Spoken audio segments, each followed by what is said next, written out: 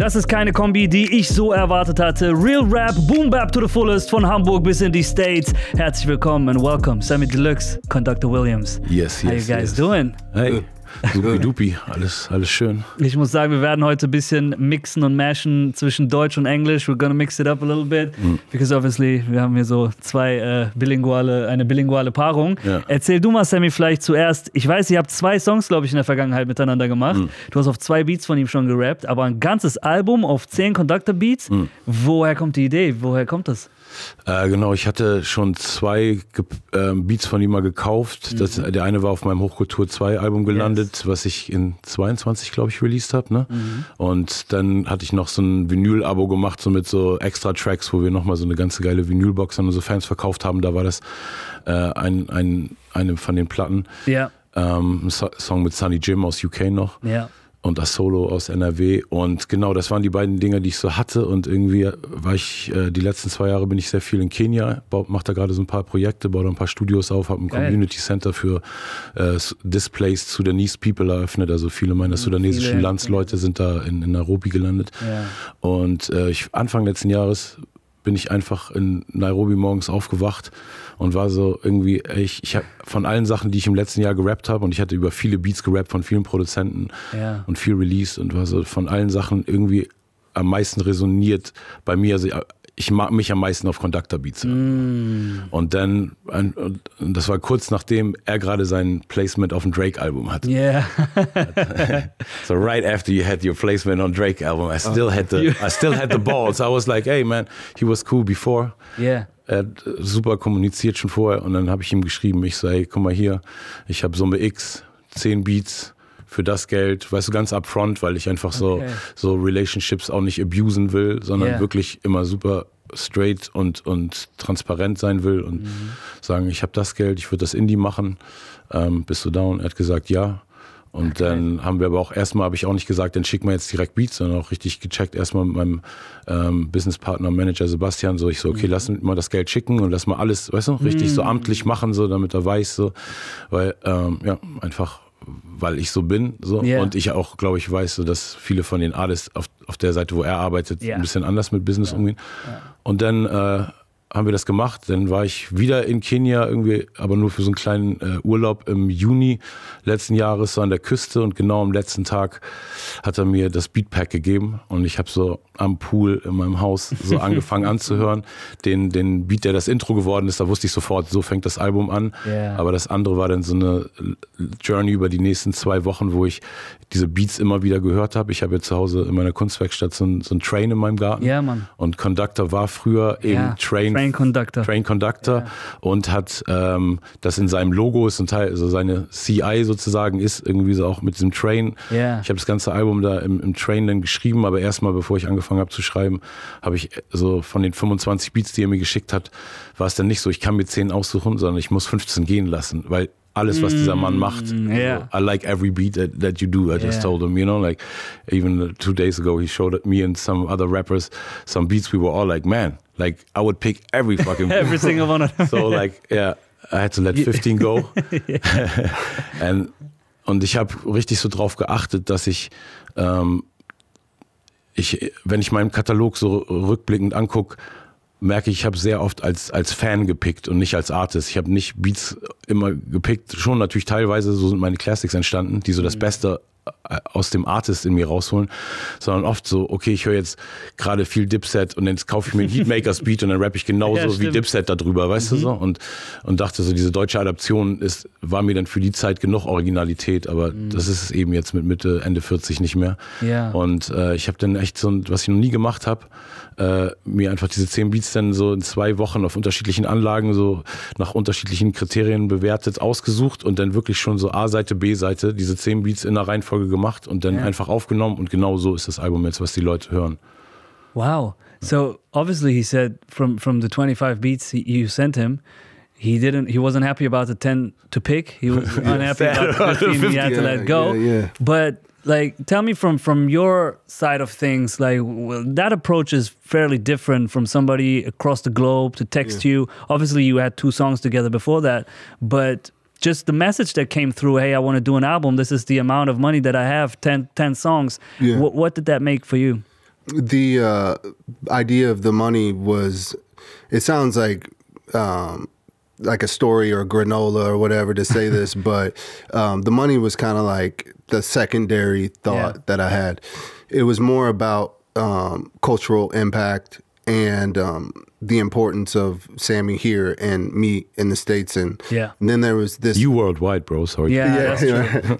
And it was another moment to imagine what would happen when our worlds collide. So I was more fascinated with what pockets he would pick, and you know, it's like a kid in a candy store type of thing. Like, what is he gonna do with this? I could see with my like Griselda counterpart and some of the other guys, I can kind of gauge what they would do, rap wise. But with Samy, I'm like, how is he gonna approach these? So it was exciting, you know. It's funny that you say it's like a kid in a candy store, because obviously he felt the same way. So you're both like picking these beats, you're eager to see what he does on the beats. When you collaborated for the first time, obviously he's rapping in a language that you don't understand fluently. Is he like, how do you listen to those, especially when you say you're you know, excited to see what pockets he goes into, what patterns he picks? Like, how do you even listen and try to see how that language fits on your beat? Well, I mean, that's the best thing about music for all of us, you know, is it touches your soul first, no matter what the words are. Little kids, you know. But what he's brought to the game, especially in Germany, is flow. So flow, pocket, and all of that, just like with the States. So just because I don't know what the translation is, a dictation, I know if he's in pocket or not, and which one he chose, if he went double time, if he's like sliding, you know, on the record. So the dictation of it is something that I, as a producer, I don't mind asking, like, yo, what was that? You know, yo, sometimes working with the guys, even the men and women I work with, I ask them, like, yo, what did you say? And it's in English, you know? The Americans, and I'm like, I didn't catch that. You know, if they're from Memphis or something, I'm like, yo, what was that? How you said that? You know, so it's a similar vibe. But, you know, from the mix to the master to the pocket to the choice of beats, which is important. As an MC, the beats you pick are important. So I knew he was capable of that and was just excited to see what he would do. And how refreshing was it for this to just happen from artist to artist? Instagram DMs, I imagine, was the first way to reach out. How refreshing is that to not have anything in between, just the money send over, beats send over, and just have this organic relationship just right away? For you, maybe. Is it different in the US, the way you know, new artists approach you that you haven't worked with? Everybody approaches me differently. The same. You know, okay. From the boy to Samy to Cole, everybody 100% has reached out to me on Instagram DM. Oh wow! The boy being Drake. Yeah, Drake. The boy. Y'all know. Y'all don't act like this. Y'all know who he is, man. The boy. But yeah, it's everybody reaches out the same, and and that's what makes it special. That's why it was so easy to you know, man for man, say, yo, this is what I'm able to do financially. Let's get that out of the way. And we'll get to that again later. And then we go to the music. And it's a direct way.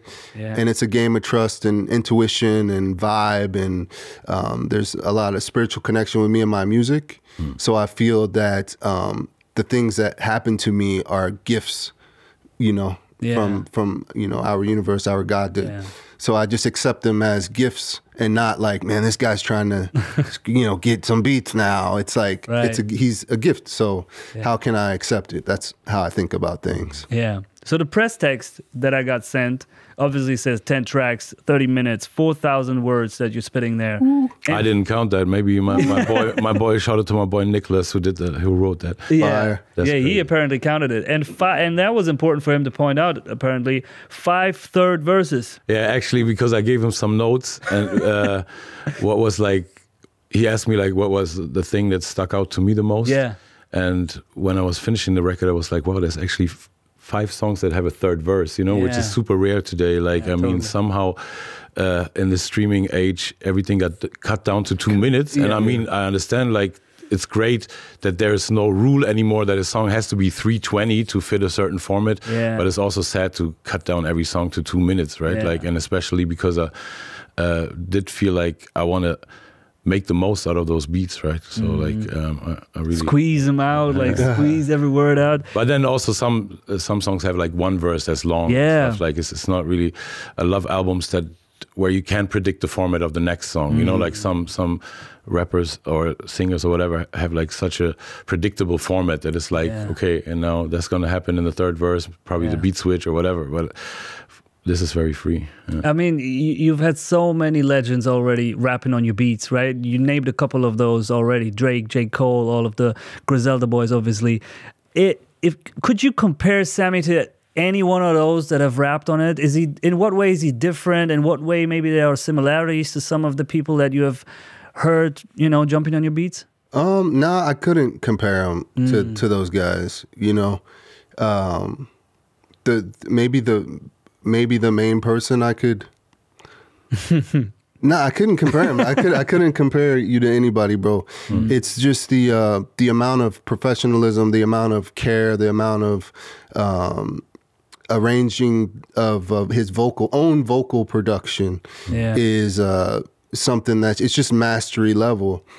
So if there was a comparison to my counterparts and my friends that I work with in the States and Drake and Joey and these guys, Jid, I mean, maybe JID, maybe, where it's just this tactile care for every enunciation. Yeah. Because the pocket is that important. Yeah. Maybe, you know? But it's just high level art and high-level craftsmanship from Samy. And that's why I signed on, because I knew no matter what, it's going to be high-level. Whether I'm in Germany with them or not, it's going to be cared for, you know. So, did you do it all remotely, like, or were you in the studio together?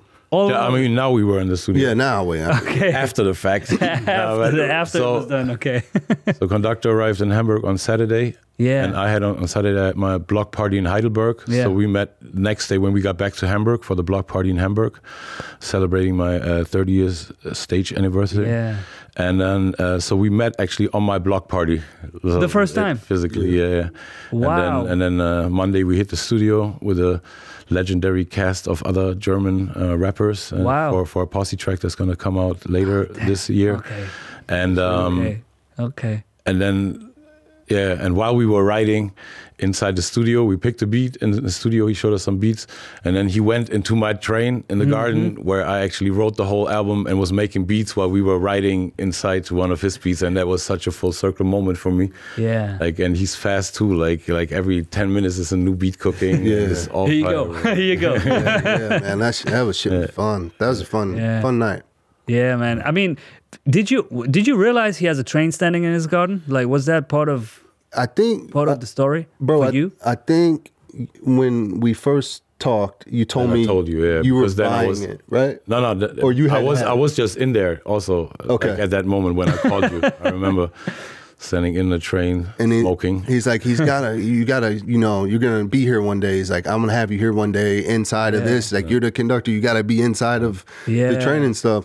And so I knew it was special, but being in it is even more special because all of the things, bro, there's so much to see in there, and all of the like collectibles and all of the high end art all over it. And it was easy to be inspired and just like make, you know, you look to the left or right, it's Louis Vuitton drapings over the couch and hand sewn things, and then his artwork is in the back of it, where he actually crafts his own graffiti and stuff. And you know, how can you not be inspired in a place like that? Yeah. So you know, got to it, got to the beats in there. You were sitting in the train and making the beats? Yeah, I just set up. He had like a little shelf in there, and then there's a sound system in it too. And it sounds like, does it sound good? Because it's a train, you know? Yeah, no, it's like a club in there, bro. It sounds crazy. I used to have this restaurant, and I put the PA that was in my restaurant. Wow. It's like little satellite speakers all over the one train, and then like 2 big ones and 2 huge subwoofers, and it's like a club in there. Like so it was the sound was all around.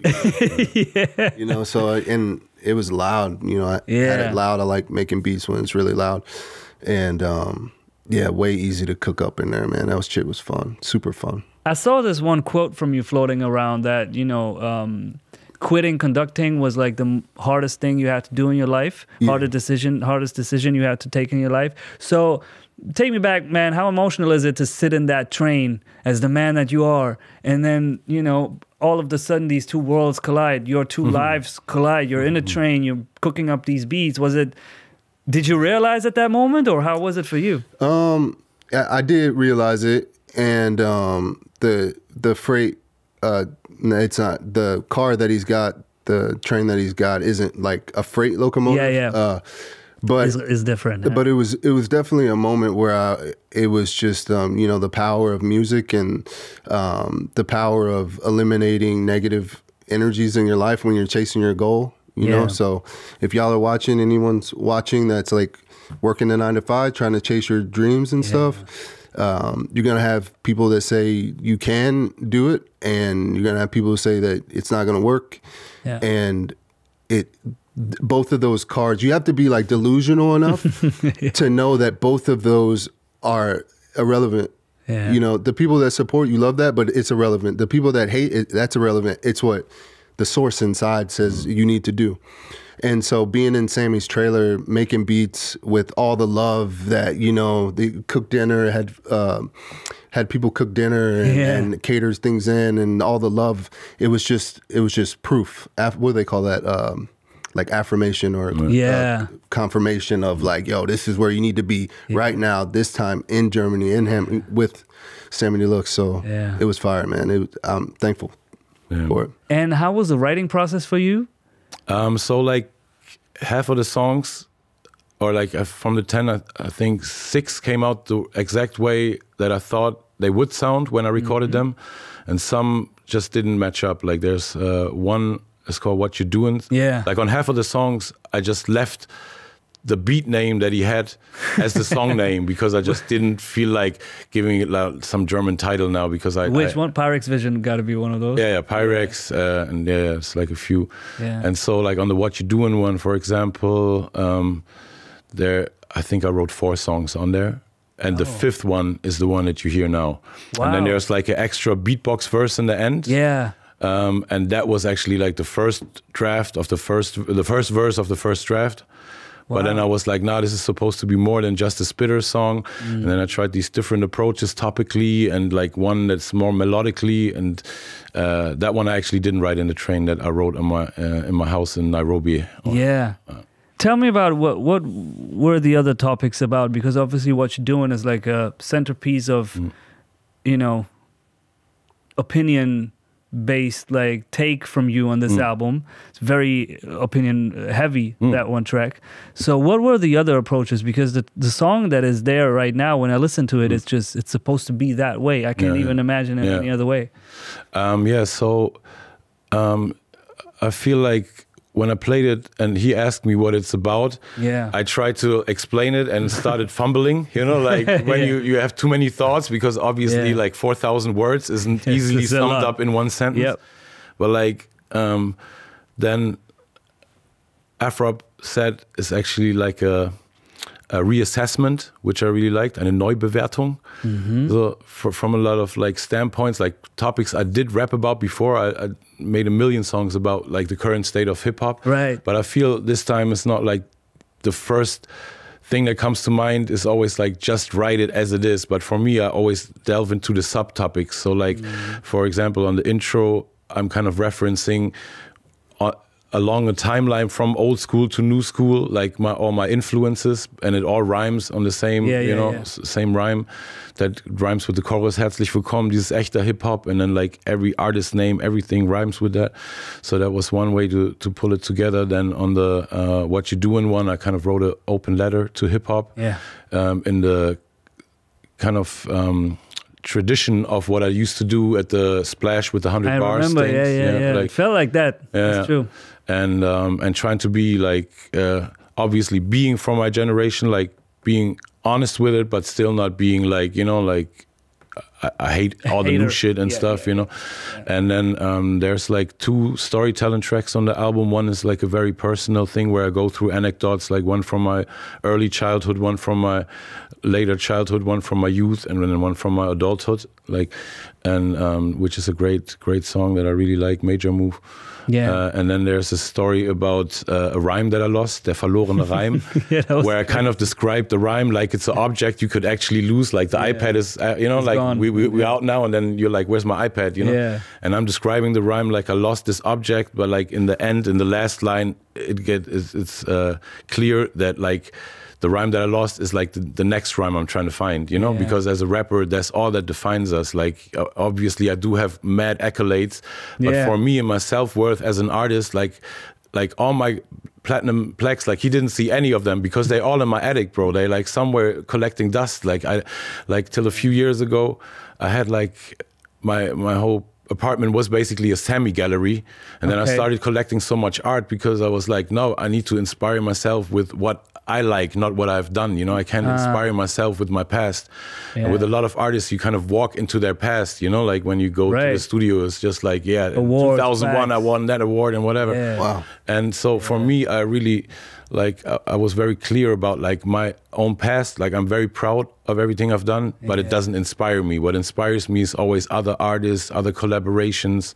And so that's why I turned my place into this crazy art studio, basically, and hip-hop museum, basically, is what it is. Were you ever like a doubtful person? Because I feel artists that I've met that are more on the doubtful side of things and are not really sure whether they're on the right path, like constantly just as a person being doubtful, it helps them to have all these plaques up on the wall because they turn around, they're like, oh, okay, I'm on the right path, right? But if you're very relying so much in yourself and just being sure in yourself and your own skills, then you probably don't need all the plaques on the wall. You need something to inspire you. Were you ever doubtful in any way?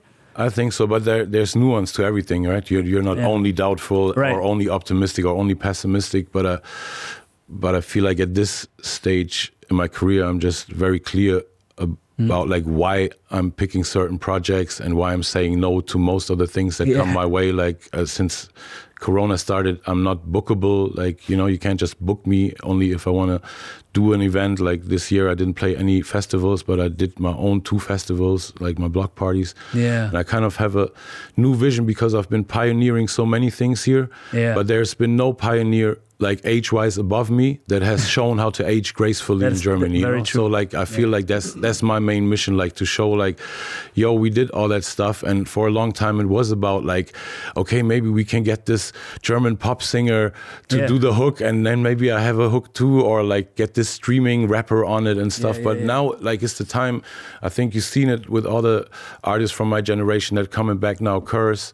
Yeah. And you know, everybody's like relying on hip hop again, because all us first generation or second generation artists, we've been through like from the real hip hop to the super commercial, and somehow like it gets washed in your head, you know. At some point you don't know like what's right and what's wrong anymore until you refocus like and zoom in again on what actually did get you started, like the passion for rhymes, for beats, in my case for art.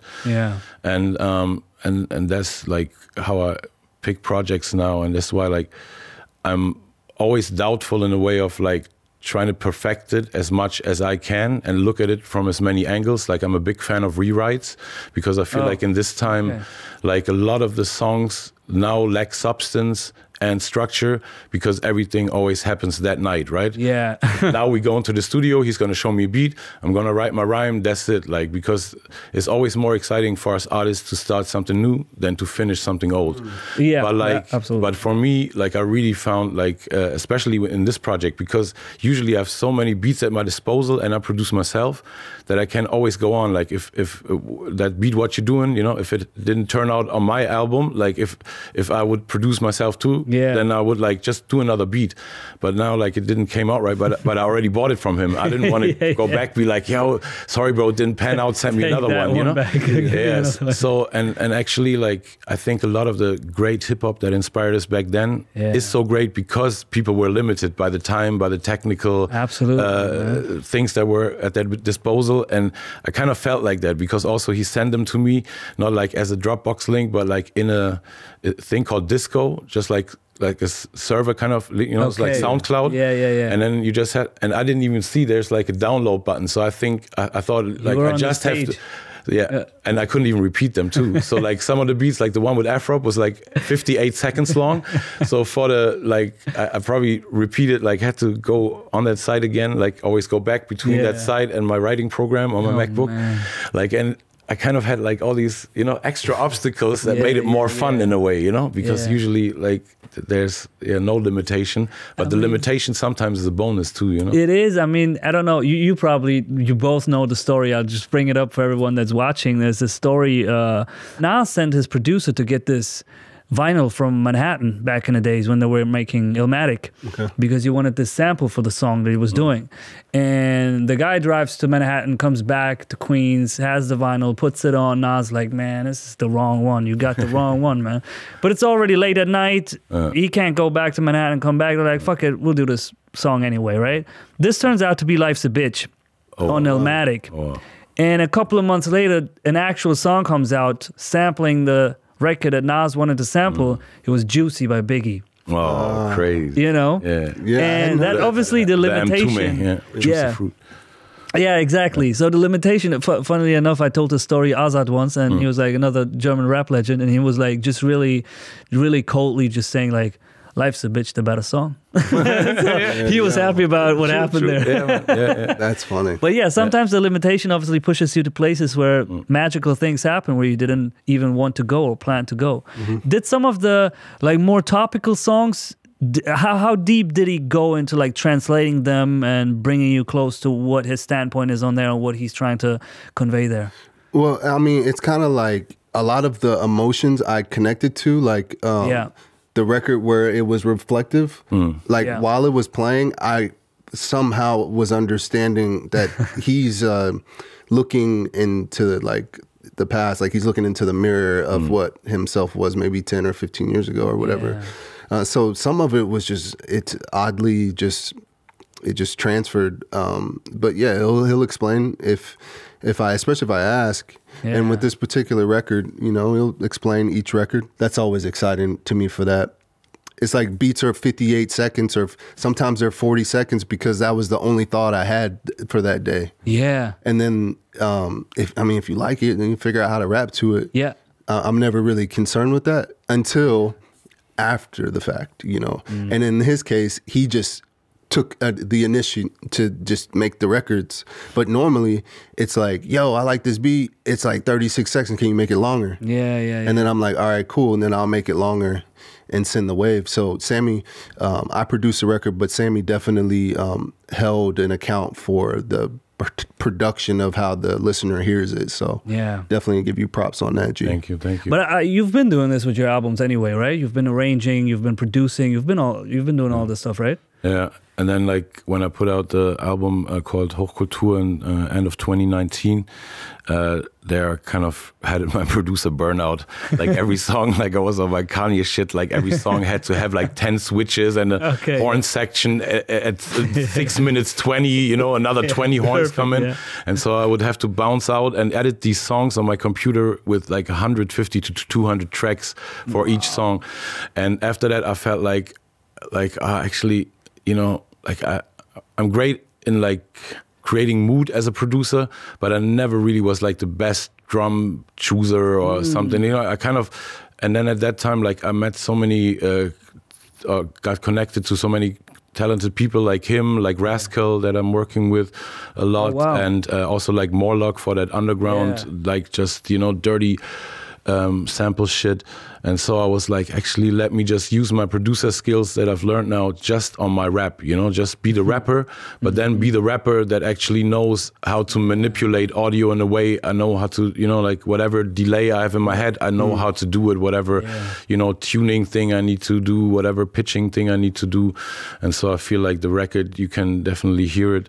And it's also reflected very well by the cover that is done by Scam 2, who also did the Beats, Rhymes and Life cover and is mentioned on Stan from Eminem. You know, I even like the underground shit that you did with Scam. That's him. You know, so like he's a legend in his own way. And he did the artwork without listening to the record, and he did like this crazy city background where the city blocks are made out of like old tape machines, MPCs, speakers, record players, and then my train is going through there. Conductor is sitting in the train like as the conductor, and me, I'm standing like on the top of the train, and it's like all these retro elements, but it looks like very futuristic and kind of back to the future.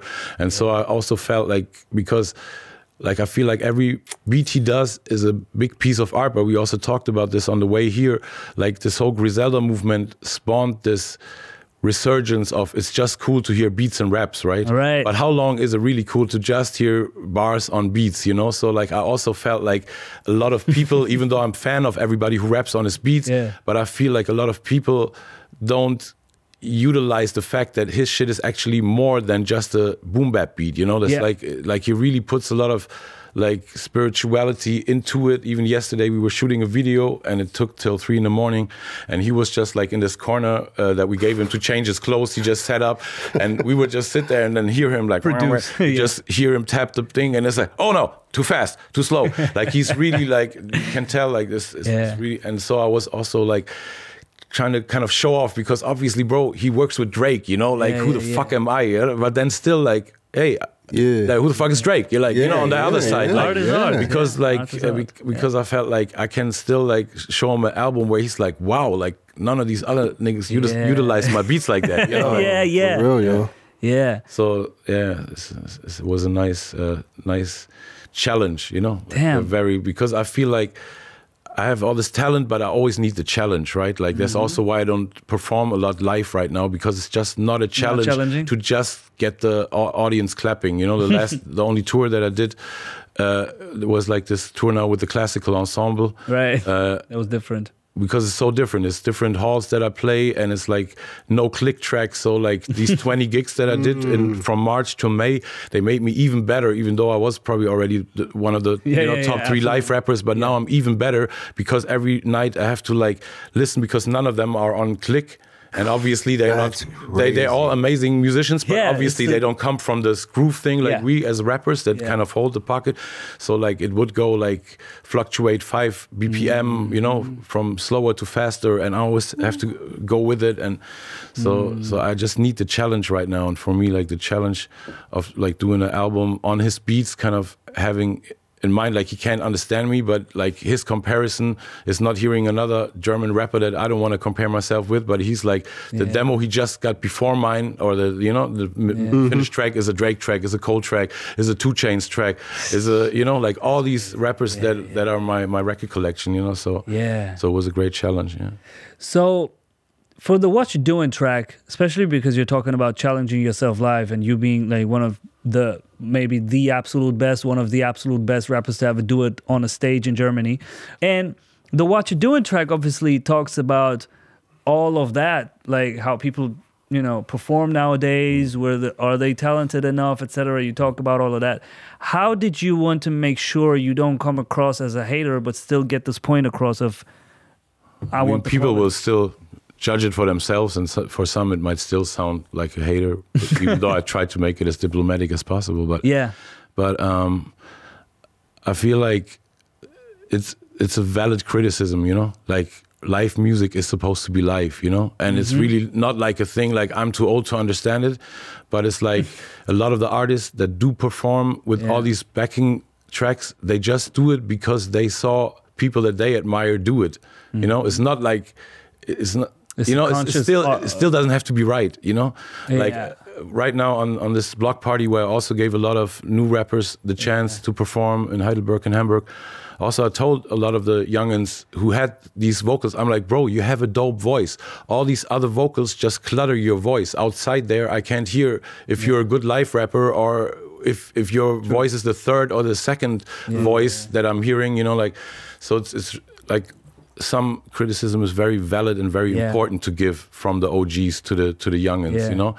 And that song I'm saying like a whole lot of shit. I'm talking about rappers that despise the music industry and then get a deal and then open up a label and then give their artists way worse deals. I'm talking about rappers that floss about like wearing designer clothes, but then don't pay their producers. But you know, they don't have a track without a producer, and like all these things that I feel like, yo, man, like, I'm sorry, hip hop, you know, this is the state of things, but hey, we're trying to fix it. There's still some people on it that are trying to work in your spirit, hip hop, you know. We're not all trying to just get the fastest bag and just get the shortcut money. We're trying to, you know, really create culture and make it about longevity. Even if you only after the bag, it would still probably play out better for you if you go the longer route. Yeah, true. You know, even if you only if it's only about the money, you want to, you know, earn money for a longer time, not for a short time. So a lot of those things that you say on the record, I completely agree with.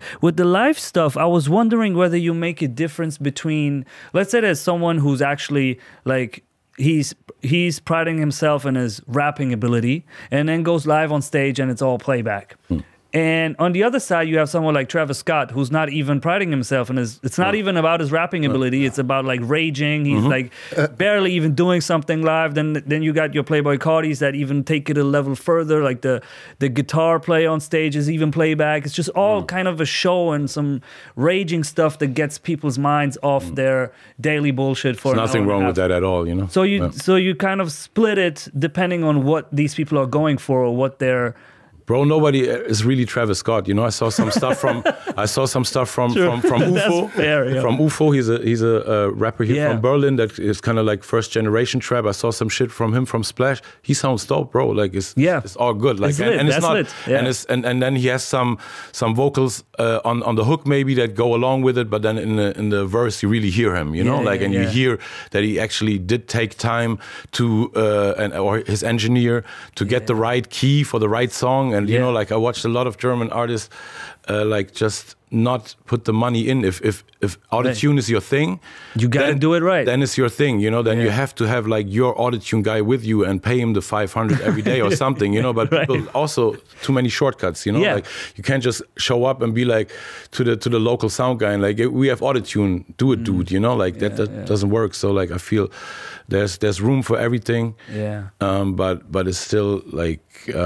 The old shit, like when you see old school performers, like that was also apparent on my block parties. Megalo, he's not an old school performer, but you know, he's a seasoned OG. And then like in Heidelberg, we had Tony L, who's really old school. He's 55. And like some of the youngins, shout out to Tony L. Some of the youngins that do like drill, they were like, whoa, but when he came on stage, you know, and like because they can see, you know, of course they think they have more swag and drip in their apparel and stuff, and their beats obviously are more their taste than what Tony does, but then they see like, wow, that energy of like an old school MC, master of ceremony who can really command the crowd is just something beautiful, you know. There's something that hip hop has spawned, I think not invented, because I think they were like, you know, it kind of comes from great hosts and DJs that were also hosting their stuff, but like it's a great craft behind that, and I think it's not wrong to say it.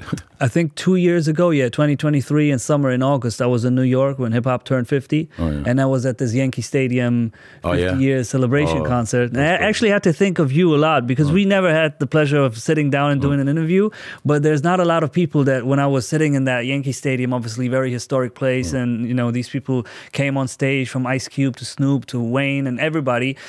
I was thinking a lot about what you exactly said, because before all of these superstars entered the stage, you had the KRS-Ones that came out, you know, and they sounded so clean, you know, and you can really... And they still do.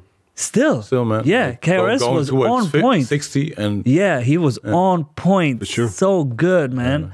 And that's just a special craft that you get to learn how to, you know, work the microphone at the end of the day. Yeah, because in that sense, I'm also cocky because, you know, like I never had a six-pack, and all these young rappers are flexing like with their six-pack and showing their muscles. But then live, they like after 2 songs, they can't catch their breath. And I'm like, you know, I got a little 1-pack here, but like I'm going to rap for 2 hours straight. You're not going to hear me breathe once, you know? And that's also just, you know, like you can be proud of that. Still have to flex with what you got. It's like in all of those years, who was the rapper that that just impressed you the most with the live performance? Where you really went out, went home, and was like, oh fuck, I need to step up my game. Well, I did see Busta in like his real prime. He's still an amazing MC, but like really like first 2 albums, you know, time. That was always amazing. And I think the MC that taught me the most how to use my voice live was Black Thought from The Roots.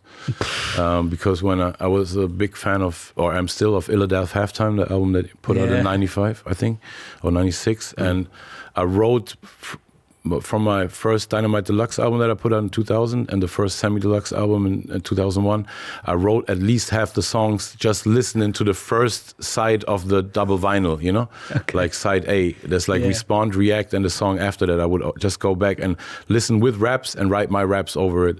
Over the beats, over the songs. Over the whole songs, because it just gave me like that drive that I wanted. Wow. And then I saw him live, and like the way he's rapping on record is kind of like but when he raps it live, it's like, for example, like Concerto of the Desperado, right? Like on the record, it's like the Concerto of the Desperado, ROOTS, check the flow. If you know like I know, then you know the motto. When all that fake shit got to go.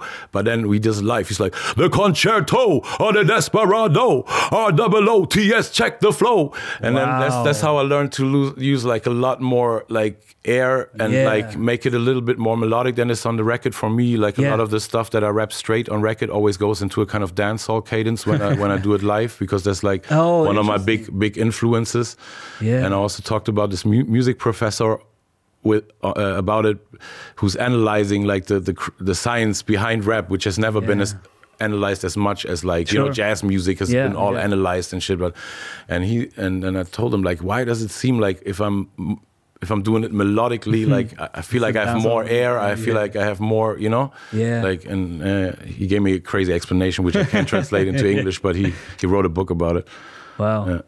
Interesting. So the first thing you hear, correct me if I'm wrong, the first rapper's voice you hear on the album is not yours. No. It's Kwam. It's Kwam.E, yeah, man. Why did you go for that? Because he doesn't even contribute like that much vocally. Nah, it's the same phrase all over. One line that's kind of like the one-line hook that goes through the song, and he's kind of like the last rapper that I heard that has these qualities, you know, like and then like especially when he started his career and some of the first songs that he put out, he recorded at my place, or I recorded him, like because I executive produced the first Ace-T EP when it came out, and they were like a tag team back then, and so he was always around.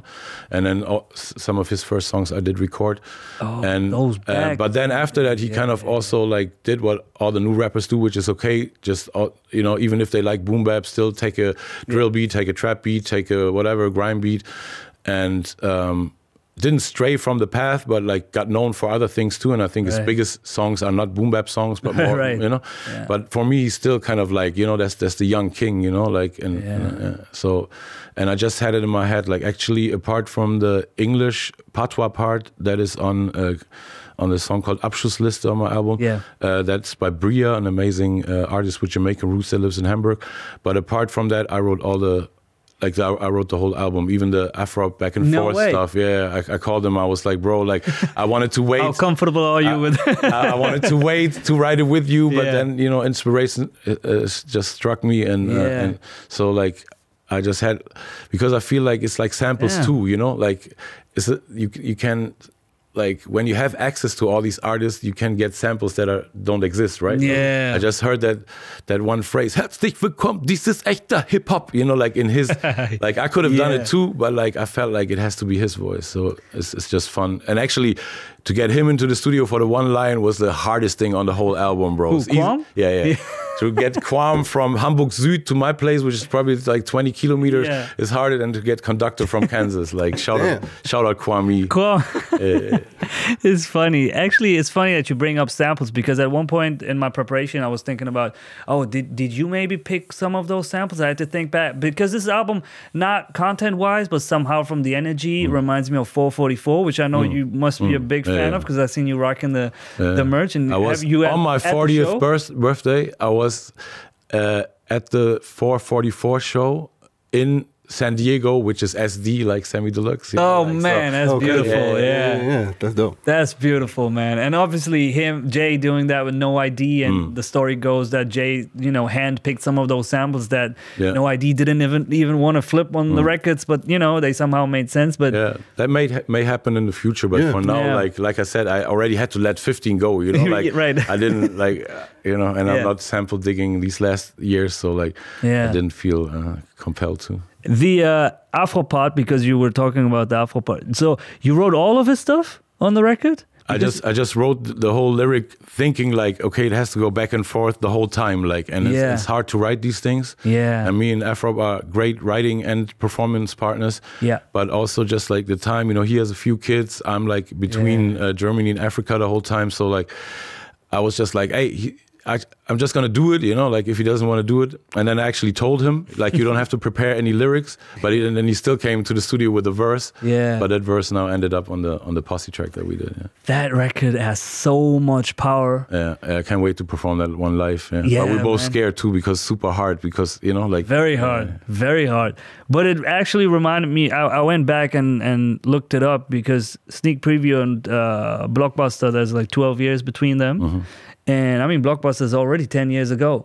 So did that fuel a fire in you for maybe a third Stay album? So me and Afrob almost work on every project, right? Like I'm almost on every Afrob album, and he's almost on every one of my albums. And we always love working together, and I think there will be more in the future too, but I kind of felt like what our combination always did in my career for us is like, okay, like I'm doing my, you know, whatever Samy's on at that point. Like, for example, like when we did our last album in 2015, right before that, I did the auto-tune, you know, my alter ego, Herr Sorge thing, you know, like, and so it was kind of cool. It was like the hip-hop savior moment again, you know, like me and Afrob again, to tap into that. But like now I'm doing an album with Conductor. I just did 2 albums with Moloko Plus as Sam Similia.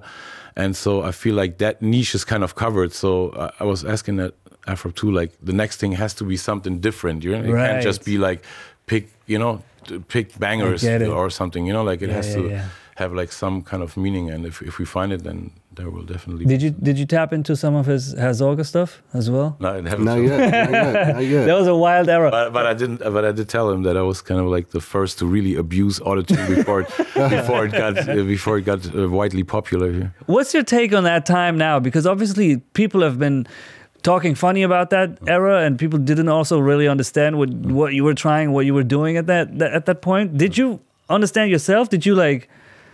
Afterwards, it all came from this crazy depression phase, right? Like, and it was my humorous way of my therapy, basically, with myself. Wow. And so I was never, because I just when I got better, I was like already like, okay, I don't really know what I did, and because I really couldn't rap for a few years, right? Like every time I would sit on the computer, I would just like play some chords and get like something that would inspire me to sing, and then all the songs are like super cynical, either about the world ending or about like basically about all the topics that did emerge in public discourse in during the Corona times, right? Like I'm talking about the world ending. I'm talking about conspiracy theories. Like the whole album is called basically Conspiracy Theories with cute melodies, you know? Like because it rhymes in German. Verschwörungstheorien with schönen Melodien. I have never heard you talk about that situation like this. Because people talk, I mean, it was just weird what he was doing at that point. You know, it was just. I kind of had my like, my look was kind of like Jack Sparrow meets like some weird wizard. Willy Wonka, like a little Willy Wonka style. I had my hair open, and I had like this cylinder head and all these clothes, kind of like this, like but not hip hop, you know, kind of like a blazer, but then with all kind of shit dangling. It was very artsy. Yeah. And the ladies liked it a lot.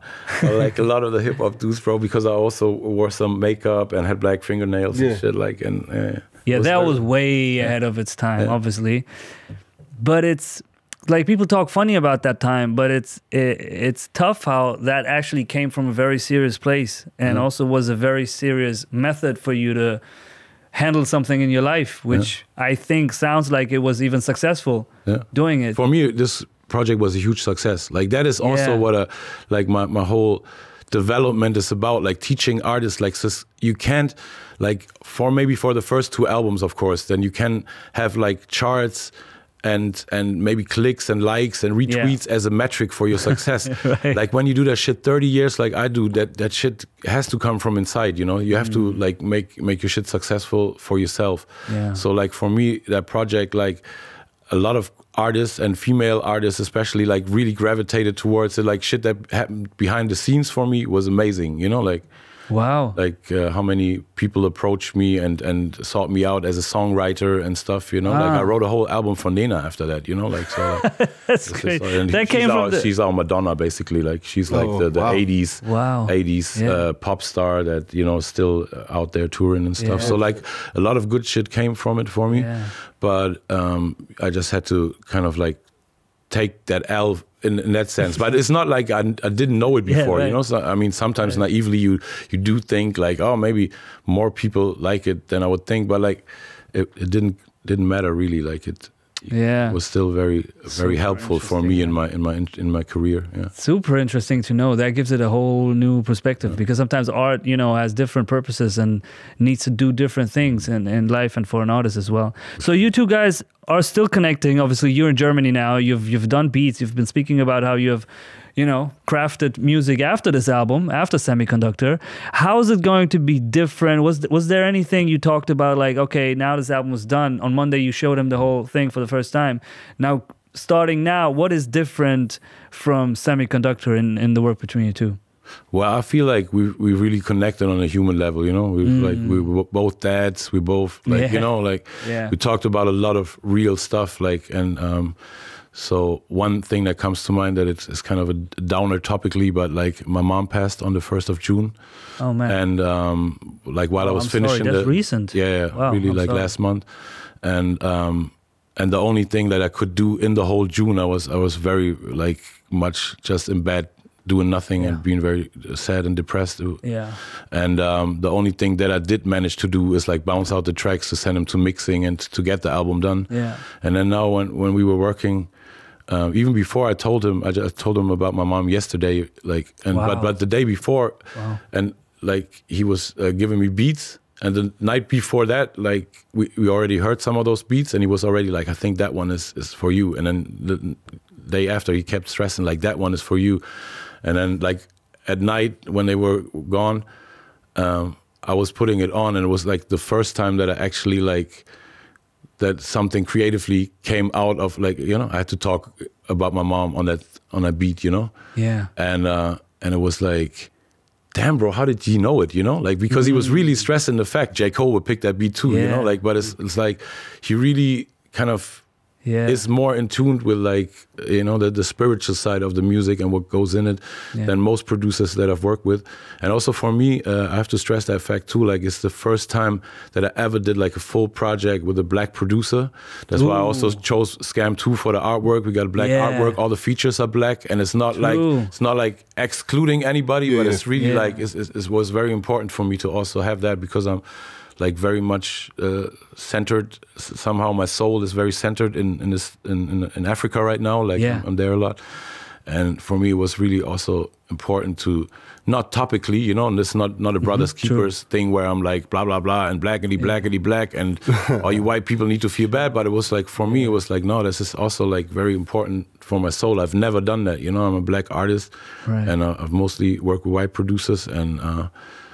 Also some black producers, but like never in this extent. Yeah, very subtle empowerment on the record. Man, my condolences first and foremost, man. But the way you seem to handle stuff in your life, like lyrically and artistically, have you ever sat down and thought about the methodics of how you channel stuff in your life in music, or does this just happen to you? I mean, of course I did think about it, but like when it happens, it just happens. And like, so I think I'm a very open person, like as a rapper and writer to my audience. Like I talked about my mom while she was alive. I talked about like me losing my grandma. I talked about my son wanting to be white when he was like 6, 7 in school, and all his superheroes were like, you know, Harry Potter and Luke Skywalker. And he was like, why aren't there no black superheroes? You know, so like, so that stuff comes easy to me, but then the other stuff, like there's not one like really what do you call it, honest love song in my whole discography. Like not one, like every song that has to do with love is always like me not getting the girl, you know, like, or something, you know. Was that something on Verdammt Nochmal maybe? Like, yeah, okay, that was kind of like this one single where it was kind of like an homage to the ladies, true. Yeah, that was but the only one. Also the only one where I had like girls in my video dancing as sexy girls. And I swear, like the casting for that day, that was one of the most uncomfortable moments in my life. I think it's always what inspires you most, right? I think I never really got horny or inspired by listening to some rapper talk about sex, you know. But I did get teary-eyed by somebody talking about losing their mom even before I lost my mom, or like, you know, like Jay-Z Blueprint album, you know, like Heart of the City and Never Change and all these things. Like I did shed a lot of tears to good poetry and rap records, or get a revolutionary spirit from, you know, like from Public Enemy or something, like to we actually need to change something. So I think I use that as reference points, like what music gave me. I think I'm also trying to give the listener.